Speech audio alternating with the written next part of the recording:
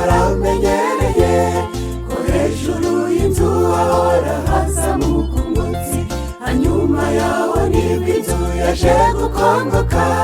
Niko byahoze niyo yishe umuserebanya. Hari icyo Imana itakoze iburira abatuye isi babashe kwihana. Genda nawe maze ubibabwire, bitegure Yesu ari hafi yo kugaruka. Hari icyo Imana itakoze iburira abatuye isi babashe kwihana. Genda nawe maze ubibabwire, bitegure Yesu ari hafi yo kugaruka.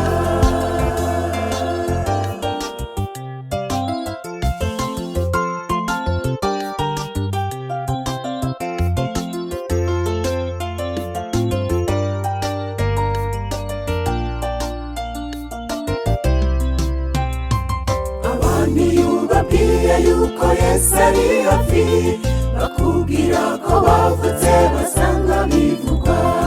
Iby'Imana babifashe ntibimenyerewe, niko byahoze niyigiye kubarimbuza. Hari icyo Imana itakoze iburira abatuye isi babashe kwihana. Genda nawe maze ubibabwire, bitegure Yesu ari hafi yo kugaruka. Hari icyo Imana itakoze iburira abatuye isi babashe kwihana.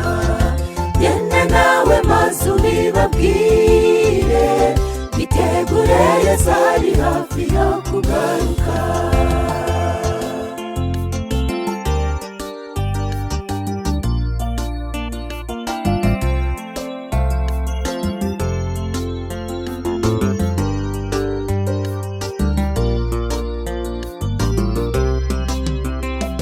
Ese hagize ukubwira ngo dore uzapfa ejo, wabasha kwitegura iki nshuti muvandimwe?